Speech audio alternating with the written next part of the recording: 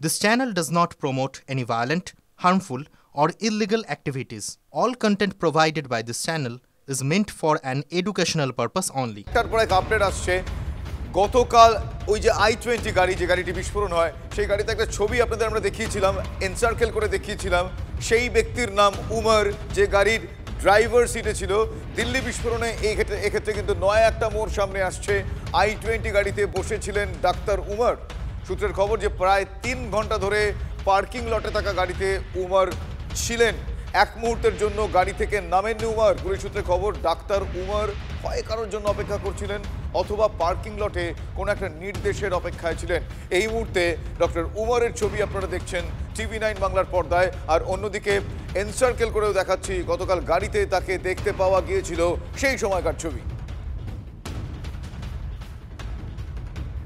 ये पता चल चुका है कि अमोनियम नाइट्रेट का निश्चित रूप से इस्तेमाल हुआ। अमोनियम नाइट्रेट का फरीदाबाद से 300 से ज़्यादा किलो अमोनियम नाइट्रेट का डॉक्टर मुजम्मिल के घर से पकड़ा जाना, उसके बाद करीब 2600 किलो एक बार फिर से एक्सप्लोजिव का पकड़ा जाना और अमोनियम नाइट्रेट के ट्रेसेस। अब अमोनियम नाइट्रेट कई तरह के एक्सप्लोजिव को बनाने में इस्तेमाल किया जाता है। TNT के साथ भी इसको मिलाया जाता है, RDX के साथ भी इसको मिलाया जाता है और कुल मिलाकर जब ये एक्सप्लोजिव के साथ मिलता है तो उन एक्सप्लोजिव का जो पोटेंशियल है उसको और ज़्यादा बढ़ा देता है, ऑगमेंट कर देता है। तो यहाँ अमोनियम नाइट्रेट के ट्रेसेस का मिलना, यहाँ करीब ही पार्किंग में उस गाड़ी का i20 का खड़ा होना, वहाँ से निकलकर इस गाड़ी का स्लोली मूव करते हुए इस रूट में आगे की तरफ बढ़ना और उसके अंदर डॉक्टर उमर जो तीसरा डॉक्टर फरार बताया जा रहा था जिसका कश्मीर कनेक्शन है वो डॉक्टर उमर का इसके भीतर बैठा होना ये बताता है कि ये निश्चित रूप से या तो पैनिक में आ गए थे सारे लोग जो कि इस मॉडल से जुड़े हुए थे जब छापेमारी शुरू हुई, जब कश्मीर पुलिस ने इस पूरे मामले का भंडाफोड़ किया और एक से दूसरी कड़ियों को जोड़ते हुए अलग अलग जगहों पर वो पहुंचने लगे। फरीदाबाद और पास ही के एक गांव में जब ये बड़ी मात्रा में एक्सप्लोजिव पकड़ में आए तो फिर शायद ये लोग पैनिक में आ गए। उसके बाद शायद अपने आकाओं से इन्होंने निर्देश लेना शुरू किया कि ऐसी स्थिति में क्या किया जाना चाहिए। एक्सप्लोजिव से कुछ आईईडीज बनाए जा चुके थे, उन्हीं में से कुछ आईईडीज को लेकर ये निकले हुए थे। शायद पहले इनका इरादा किसी और हाई वैल्यू टारगेट की तरफ जाने का था, लेकिन जब ये इनको नामुमकिन लगने लगा तब ये इस जगह पर लाल किले के पास पहुंचकर इन्होंने या तो इसको डेटोनेट करके, क्योंकि 3 लोग अगर इसके भीतर मौजूद थे और इसको यहाँ पर डेटोनेट किया गया, यहाँ पर एक्सप्लोजिव को एक तरीके से एक्सप्लोड किया गया, तो 2 चीजें हैं। कभी भी 3 लोगों का इस्तेमाल एक ही जगह पर फिदाइन हमले के लिए नहीं किया जाएगा, ये कॉमन सेंस कहता है। तो या तो बाद में ये एकदम नर्वस हो गए थे, इन्हें समझ में नहीं आया, तो इनको लगा कि चलो अब यही कर देते हैं, कम से कम इतना तो करना चाहिए। क्योंकि कहा यह भी जा रहा है कि शायद दीपावली के आसपास ये किसी बड़े धमाके को, किसी बड़ी घटना को अंजाम देने की फिराक में थे, लेकिन जब वो ऐसा नहीं कर पाए और ये भी पता चलने लगा कि अब धीरे धीरे सारे इनके भांडे फूटते जा रहे हैं, एक से दूसरा कनेक्शन इनका अब सरफेस में आता जा रहा है, तो शायद पैनिक में इन्होंने यहाँ पर आकर या तो इरादतन और या फिर एक्सीडेंटली इनसे ये विस्फोट हुआ, जिसके बाद ये घटना पेश आई है।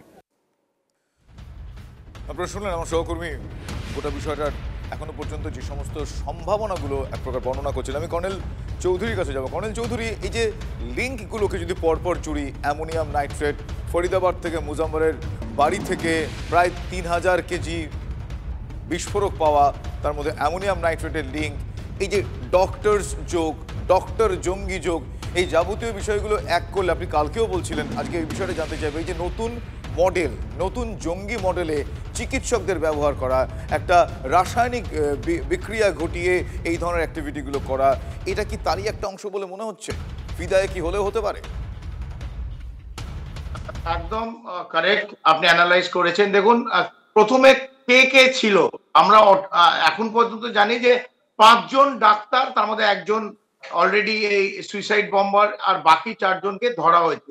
এদের নাম কি? Doctor Muzammil, doctor Adil, doctor Shahin, doctor Mohiuddin এবং ডক্টর ওমর মোহাম্মদ। এই ওমর মোহাম্মদ এখন ধরা যাচ্ছে, যতটা আমরা জানি এই সুইসাইড বম্বার ছিল। 2900 কিলো অ্যামোনিয়াম নাইট্রেট ধরা পড়েছে, কিছুটা বেশিরভাগটা অনন্তনাগ কাশ্মীরে, 360 কিলো ফরিদাবাদে। তো এটা একটা ফরিদাবাদ মডিউল।